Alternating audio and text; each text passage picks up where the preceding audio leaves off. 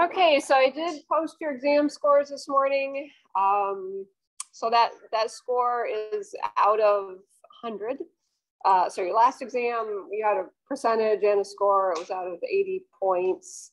So this was out of 100. So the score that you see, that's your percentage. And that's your curved score. So I curved it up to about, it was like 73 something.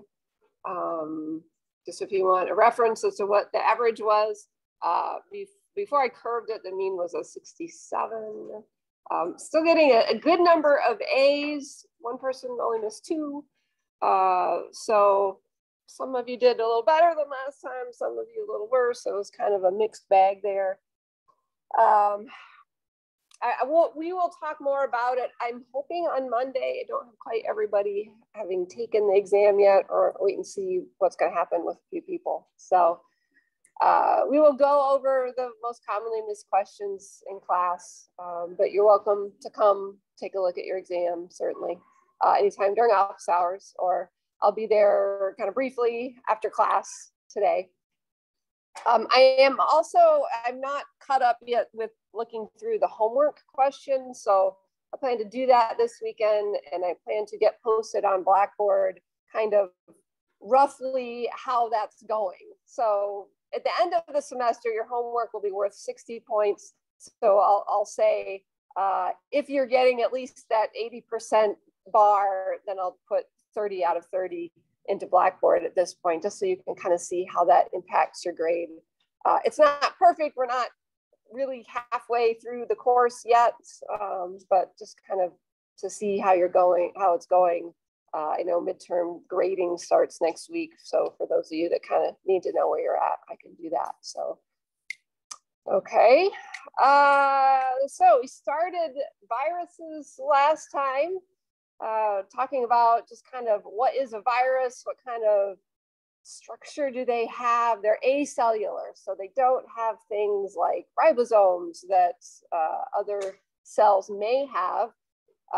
They may have membranes. They always have this protein capsid that covers their nucleic acid.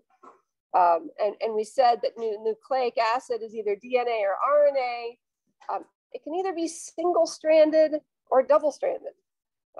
We're going to talk a little bit more about that shortly, but of course we never see single-stranded DNA anywhere else in nature, and we never see double-stranded RNA anywhere else in nature. So some kind of unique things going on there. We mentioned that the gene number is small. Okay, don't memorize those numbers. They're just some kind of, ballpark figures, but as small as 4 genes for the hepatitis B virus. And that really, it makes sense when you think about it. A little analogy that I always like to share. One year, my son came home from college on fall break. So he was going to be home for 4 days. And he got a ride with his friend, and I picked him up at his friend's house, and he had his laptop and a football. That's all he brought with him to come home for 4 days. And I did this, that mom sigh. But then when I thought about it, I was like, oh, you are just like a hepatitis B virus. Because he's just going to use all the stuff at home. He had an extra toothbrush at home. He had old clothes at home he could wear. He had a bed, he had towels, food provided. He didn't really need to bring anything with him. Okay, so it's meant in an endearing term when I call them that. But, viruses, they're going to take over their host cell. You don't really need to bring very much with them. So we'll think about the sorts of things that maybe they do need that the host cell wouldn't have shortly.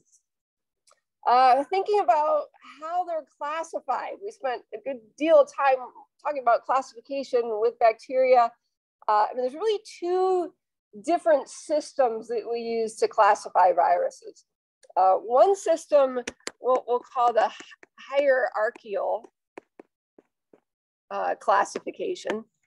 And with that way, we're trying to fit viruses into a living thing classification. So we're going to talk about later, do we consider viruses living? Usually not. There's some arguments to be made, but we'll talk about that shortly. It's difficult to try to fit them into the same classification, the same, kingdom, phylum, order.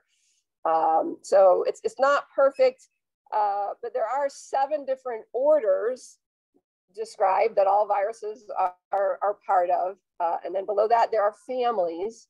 So you always know if you're talking about a family name with viruses because it ends in the suffix viridae, like Herpes viridae.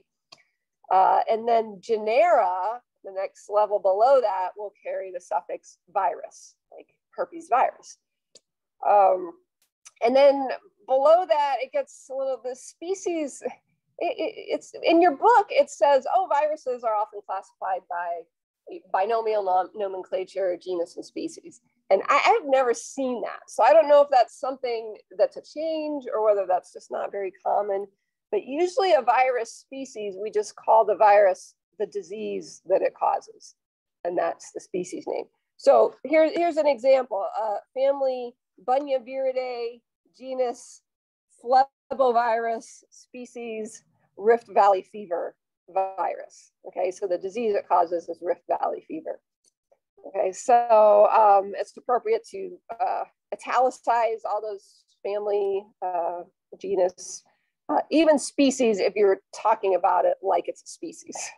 So that gets a little bit complicated. What kind of things do we use to put viruses in these categories?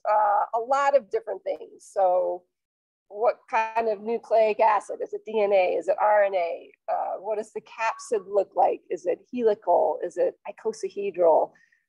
Is there an envelope around the capsid? A little bit, maybe the size of the capsid. So lots of different things that we could use to classify viruses. A little bit simpler method of classification is called the Baltimore Classification. David Baltimore came up with this, I think it was late 90s, maybe. He did a lot of research with HIV. And he said, let's put viruses in a class based on what kind of nucleic acid they have. So it's not as kind of arguable. Basically, we've got those things figured out. So don't memorize, what class corresponds to what. But for example, double-stranded DNA viruses are class 1, so on and so forth. We'll review what's the difference between a plus sense single-stranded RNA and a minus sense. There are retroviruses. We'll talk about what that means in a minute. And then there's this weird class where it's a double-stranded DNA virus, but instead of replicating their DNA, they make RNA and then use the RNA as a template to make DNA, which again, that's something that we don't ever see in any other life. So that hepatitis B virus is an example of a human virus that it's in class 7 there. Okay, so again, 2 different separate systems. And I posted this just so you kind of appreciate kind of the diversity of viruses. This isn't a all-encompassing charts of different viruses, but it does talk about, hey, we look at the nucleic acid, the symmetry of the capsid, whether it's got an envelope, we'll also talk about whether it's segmented DNA or nucleic acid or unsegmented. It's got the Baltimore class written in there, family name, just a lot of different information. Just there's a lot of stuff out there, even the genome size.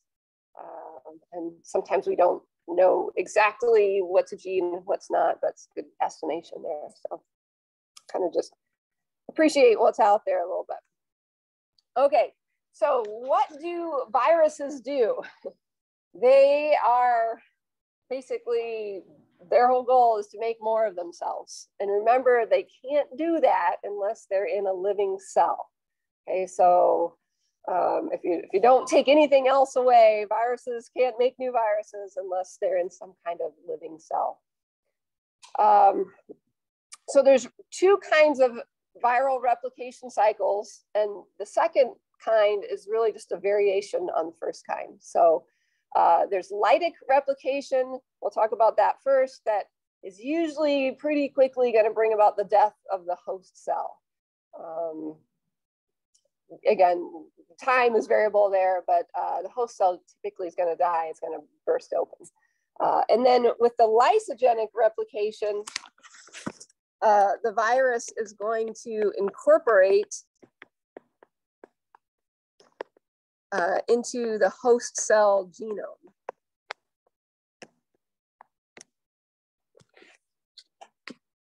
Usually the chromosome. All right, and then it can come out of that genome eventually and go into the lytic cycle. All right, so let's talk about lytic replication first. We usually kind of break it down into steps when we look at it. So we think about the 5 stages. The virus has to attach to the host cell, got to get inside the host cell somehow, start making its own viral nucleic acid, that's synthesis. The new virions have to be put together, assembly, and then released from that host cell in greater numbers than what it came in. So this is kind of a fairly simplified graphic of that. Again, this is lytic replication. Whoops. And this is pictured in viruses that infect bacteria. So we call those bacteriophage.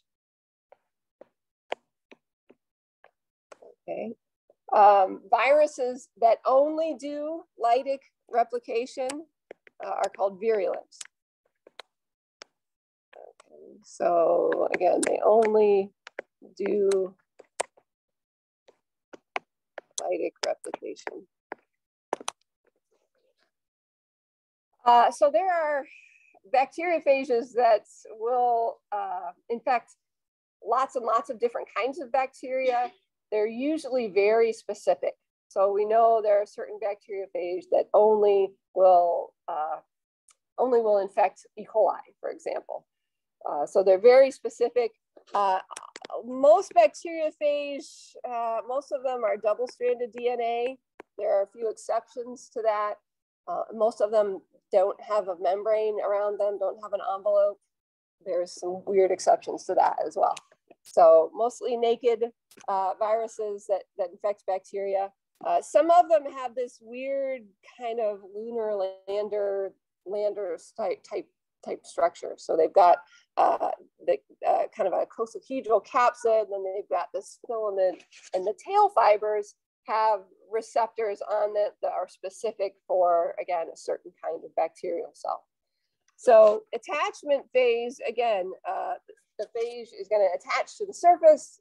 It's very, very specific there. And then when the phage DNA enters the cell, sometimes if you break that down a little bit, that you see kind of a contraction of that filament, and you kind of think about it as like a syringe, like that phage is injecting its DNA right into that host cell. In fact, it needs a little bit of help, because even gram-negative cells, remember, have at least some peptidoglycan. It's a fairly rigid structure. So they bring with them a copy of some protein lysozyme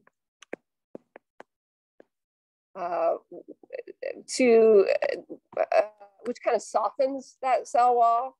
So it breaks those NAG, NAM bonds in the peptidoglycan. Sorry, I didn't leave much room to write in there. Okay, so again, that lysozyme is necessary so that that nucleic acid can enter in the cell. And we usually call this kind of entry direct penetration. There's a couple of different methods that we'll get to shortly. And any kind of virus that doesn't have an envelope is able to do direct penetration usually. Then the virus inside that host cell is going to degrade the host chromosome. So you kind of see that, well, they don't really show it very well there, but that pink squiggly line, that's just the bacterial cell's chromosome. That basically gets chopped up. And in the biosynthetic phase, the virion is taking over the host ribosomes, making its new proteins, making its another copy of its DNA in turn, which translates to, into proteins, transcribes and translates into proteins, and it makes its own new bacteriophages. So we call that maturation, or sometimes we call that assembly. You think about that, that's more of like a good analogy is like a GM assembly line. It's not a bunch of enzymes that seem to have to coordinate all those. The parts seem to just come together. It's a little bit of mystery how they do that, but they seem to know how to come together. And then we get lysis. So again, lysozyme is released to soften that cell wall so that the new virion particles will burst out. Okay, so that in a nutshell is lytic replication. If you look at kind of a timeline or a growth curve, you could think about it that way. It looks a little bit different than a growth curve for bacteria. We just got tested about that, how it has a log period and a lag period. If one virion or one virus enters a host cell, and then while that synthesis and assembly is taking place inside, you don't obviously get any more virions until you have the burst, when the new virions are released. And then usually typically get somewhere between 100 and 200 new virions being released. I assume that's kind of variable depending on what kind of virus it is. And the time here, it takes about 25 minutes on average. Okay, once the virion attaches and enters the host cell, only 25 minutes till it bursts out. Okay, so that's bacteriophage. Okay, it's usually a little different for viruses that enter animal cells. I like this diagram of this poor bacteria that's just been lysed. Okay, you can see lots of new virions entering the medium there. It's kind of a cool, some kind of electron micrograph. All right, so how is that second type of viral replication different? Remember, we call this the lysogenic replication. Sometimes it's referred to as lysogeny. Okay, again, this is in for bacteria, for bacteriophages. And phages that can do that, we call them temperate bacteriophage. Okay, so a temperate bacteriophage can do the lytic cycle, but it can also do this lysogenic cycle as well. Okay, so it starts out the same. The phage infects the cell. Here's you can see the green nucleic acid there. But this time, instead of that phage degrading the host chromosome, here the phage is going to incorporate itself into the host chromosome. Okay, so we would call this stage the prophage. Okay, when that DNA is incorporated into the host chromosome, and sometimes that DNA, that piece of DNA, can actually change the phenotype of the host cell. Okay, so we would call that lysogenic conversion. Okay, that means the viral nucleic acid can actually change the phenotype of the host cell. What are some examples of that? We know of a few. Strep pyogenes, if that bacteria has been infected with a bacteriophage, then it can enable it to produce a certain toxin that causes a bright red rash. Okay, so only strep pyogenes that have that, that are in that prophage period are able to cause scarlet fever. We know the bacterium that causes diphtheria, Corynebacterium diphtheriae, can only make diphtheria toxin if it's been infected with a bacteriophage. And of course, then that's the only way it's going to cause disease. So we know a few examples of that. Typically, the bacteria will be able to divide and grow like normal. And often it does that for many generations. And, you know, most often that virus DNA is just kind of silent. It may change the phenotype, but probably most of the time it doesn't. And then at some point, though, that phage DNA can come out of its host chromosome. And we call that induction. And it's not always clear, again, the phage DNA comes out, chromosome. It's not always clear why that happens. We know that we think that if the cell is in trouble, then the phage somehow gets those signals and, you know, jumps ship, basically. So if we expose those host cells to radiation, for example, that can cause mass induction of those bacteriophage. And then the phage will enter into a lytic replication. So it will degrade the host chromosome and assemble its virions and then burst, just like in the lytic replication. Okay. Let's see. Did I forget anything? Okay. So questions about that? All right. Two kinds of replication. So let's turn our attention to thinking about specifically not just viruses that will infect bacterial cells, but there are some differences. Viruses that infect animals. Of course, we consider ourselves animals. Same basic replication pathways. There are some differences just involving, because most viruses that infect animal cells will have a membrane around them. There's some differences as to how it can enter a host cell and how it will leave again. It's very difficult if it's going to burst open that host cell. Where does the membrane come from? Okay, so there's some differences there. Of course, animal cells are nucleated, so a lot of times, in order to find those enzymes that the virus needs to replicate, it might need to enter the nucleus. And of course, animal cells lack something that most bacteria have, and that's a cell wall. Okay, so again, that might make it a little bit different for change how the virus enters and leaves, especially.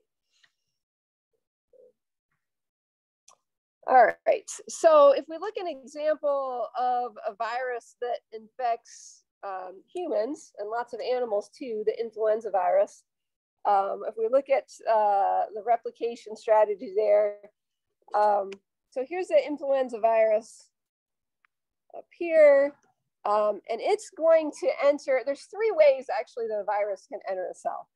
So we already talked about direct penetration, or I mentioned that anyway. It's only naked viruses that enter this way, okay, ones that don't have an envelope. And basically, you know, the capsid will fuse, or a pore will open, or the, you know, lysozyme is necessary for the virion to enter. The capsid, or in the case of the bacteriophage, those tail fibers, everything just falls off the outside of the cell. So that doesn't enter at all for direct penetration. And then membrane fusion, that's a method of entry that is by enveloped viruses only.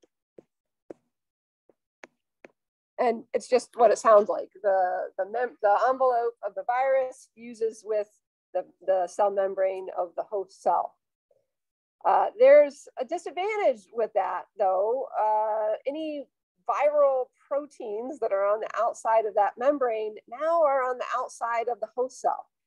So it's kind of a red flag to the host immune system. Hey, this cell is infected by a virus. So if the virus wants to kind of hide its presence a little bit better, it may enter by an endocytosis. And we mentioned this briefly, I think, when we talked about phagocytosis. Basically, I think we called it receptor-mediated endocytosis. But this is where the virus will kind of trick the host cell into phagocytosing it. So this can be either naked viruses or envelopes actually can enter this way. But the virion and influenza virus actually does it this way. The virion is actually enclosed in a membrane. Okay, so this kind of, comes up around like this and envelops it. Again, it gets the cell to do this somehow. And the advantage here is there's nothing on the surface of that cell that will alert the immune system that there's a virus in there. We will get to talking about how our immune system notices intracellular pathogens like this. We do have a mechanism to do that. And then once it's inside of the cell, that virion, that membrane, everything, the capsid, everything comes off. We call that uncoating. The viral contents are released. In this case, the nucleic acid, which is RNA for an influenza virus, actually goes inside the nucleus. That's kind of unusual. Usually an RNA virus wouldn't have any business in there, and there's no enzymes like DNA polymerase 3 that it needs.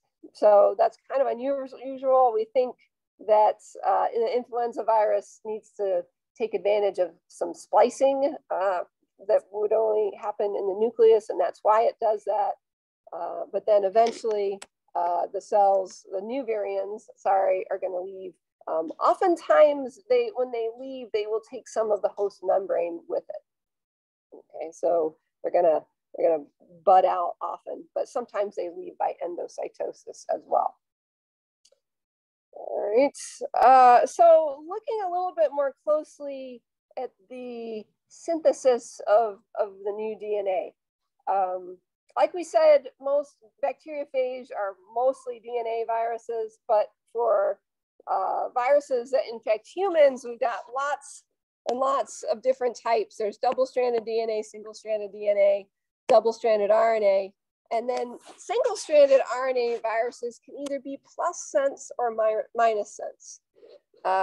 We spoke about this a little bit. Remember, plus sense RNA is what acts as messenger RNA. Okay, so that plus sense RNA is ready to be read at the host cell ribosomes. Okay, negative sense RNA is the complementary strand to that. Okay, so say we have UAGCC, which is the plus sense. Of course, I just made that up. The minus sense would be AUCGG. Okay, so this is a totally different fragment, and maybe that would not be readable at the ribosome. Okay, so if it's negative sense RNA, then it has to be copied.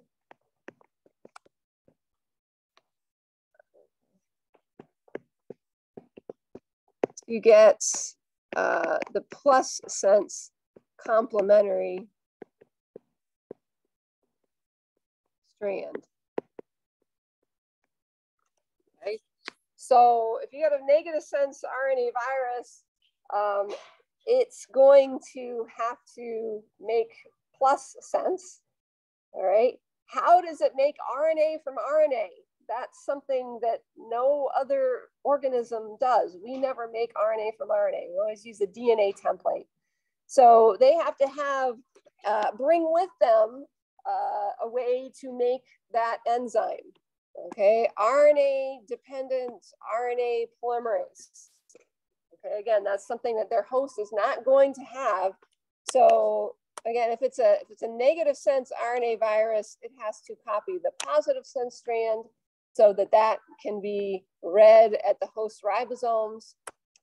And then it will use, again, RNA dependent RNA polymerase to make more of its negative sense single-stranded RNA for the new variants that it's packaging. Okay, likewise, if it's a positive sense RNA, yeah, it can just use that to be read at the ribosomes, but in order to make more of it itself, it has to go through a negative sense intermediate. Okay. And like I said before, the DNA viruses usually enter the nucleus because that's where the DNA polymerase 3 is, right? That's necessary to make DNA from DNA. RNA viruses usually don't need to do that. Influenza is the exception. They usually just replicate in cytoplasm with some kind of RNA-dependent RNA polymerase. But there are some different strategies than that. Again, not memorizing specific viruses. I just pick some out to use as an example sometime, but whatever kind of genome the virus has, it has to have a way to get positive sense RNA, because again, that's what's translated into proteins at the ribosome. So whatever it starts with, it has to have enzymes to get to that plus sense RNA. There is some crazy stuff that happens. There are some positive sense RNA viruses that go through a DNA intermediate to make more positive sense RNA. Okay, and we call those retroviruses. So they carry with them an enzyme called reverse transcriptase.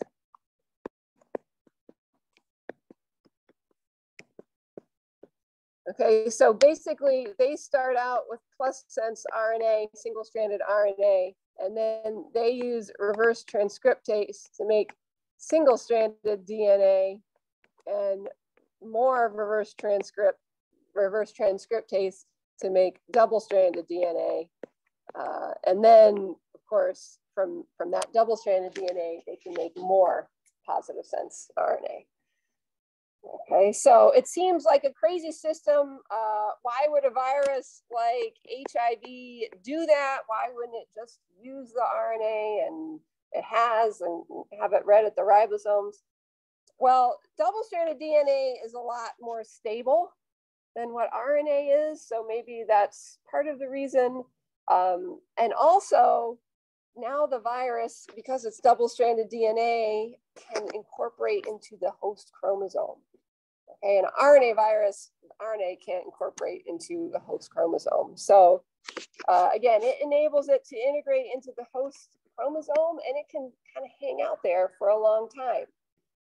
And there are DNA viruses like herpes virus. It's not a retrovirus, but it can integrate into the host chromosome as well. Okay, so we call that latency. Okay, so basically, when latency is when animal viruses do lysogeny.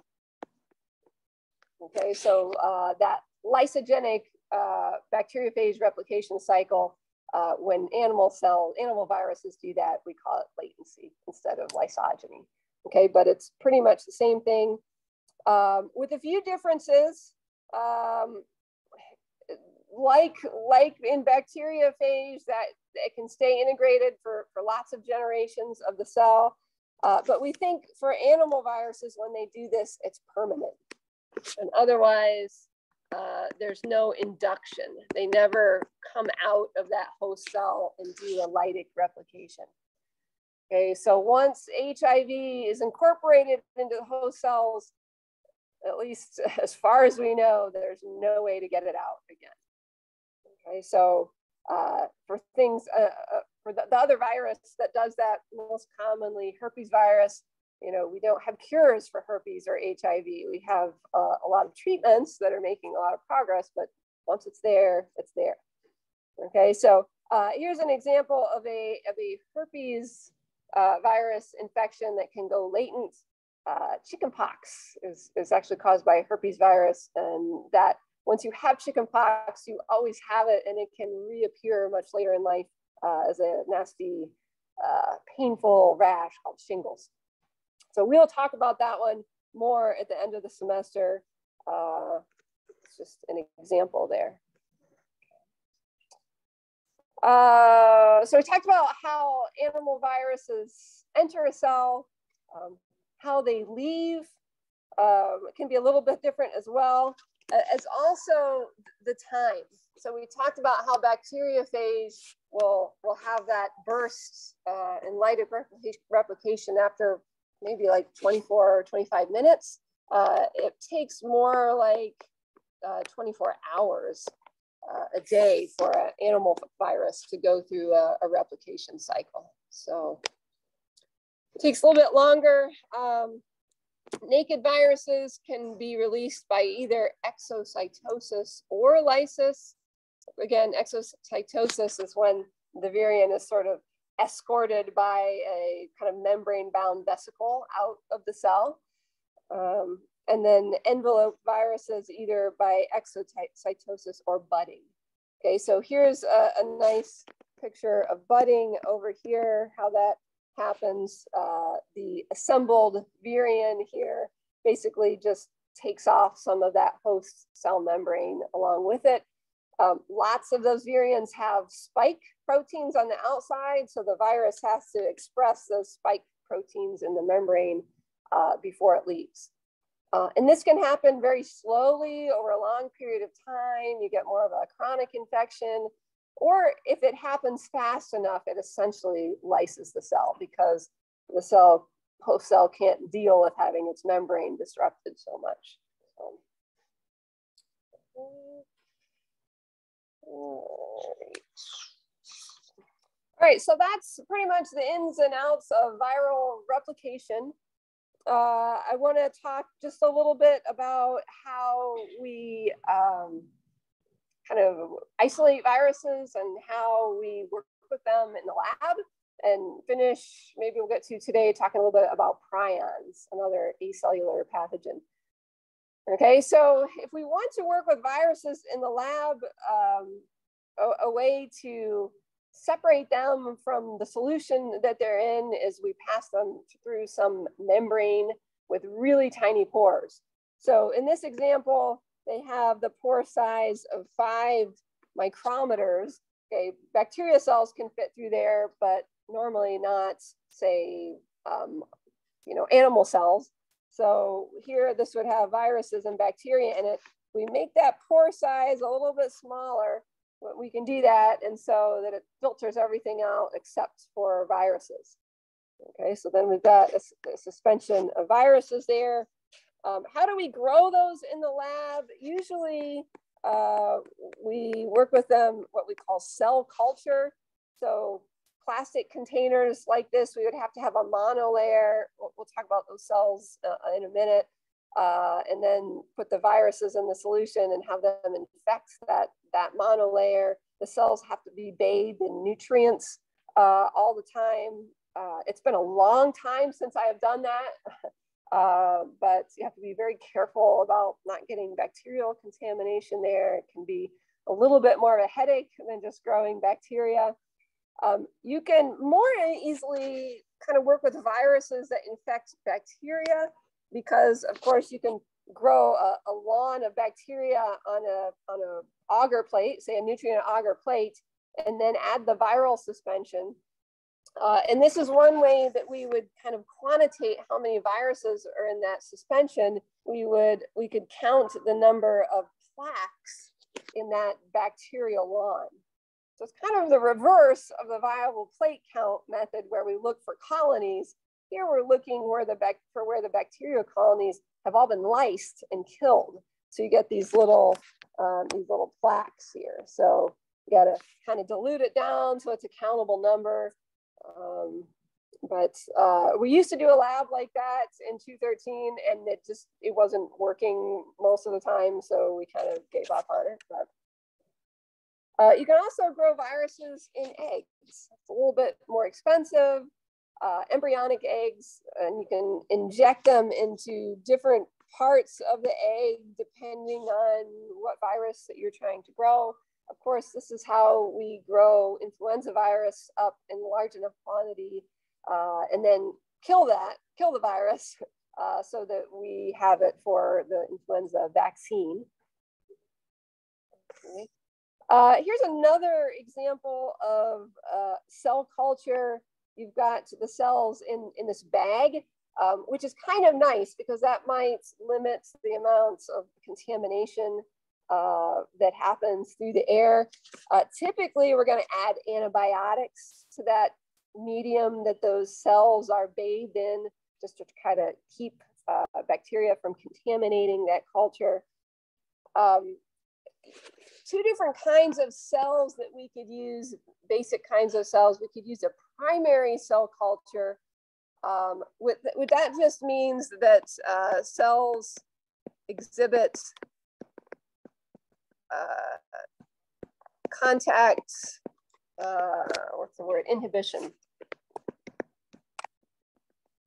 So that just means when those, say, eukaryotic cells reproduce in number enough so that they're butting up against each other, they stop growing. So then you have to replace the medium with new medium and take out some of the old cells just to kind of keep propagating those viruses that you're trying to grow. And there's a limit to how much you can do that. They'll only survive a certain number of generations. With a continuous culture, you're using tumor cells. And these are cells that have lost their contact inhibition. So that means they kind of pile up on each other and form tumors. Okay, so an example there, famous cell line, HeLa cells, taken from a tumor of Henrietta Lacks back in the 50s, and that cell line has been propagated ever since then. So basically, those you can just keep growing and growing and growing, and they don't die after a certain number of generations. So are viruses alive? To kind of wrap up this, well, if an organism is to be considered alive, it usually needs to fulfill certain criteria. Okay, it needs to grow, reproduce, be responsive to its environment, and have some kind of metabolism. So do viruses fit any of those things? Do they grow? No. Okay, you don't get baby viruses that grow into adult viruses. So I think we can say no there. They do reproduce, but they have to be in a host cell. Now, there are some bacteria that have to be in a host cell as well. So it's, okay, not all things that we would consider living do that. Are they responsive? In other words, do they kind of change their behavior based on some stimuli? How did I phrase that? Okay. Do they, we'll just write that, change behavior based on stimuli?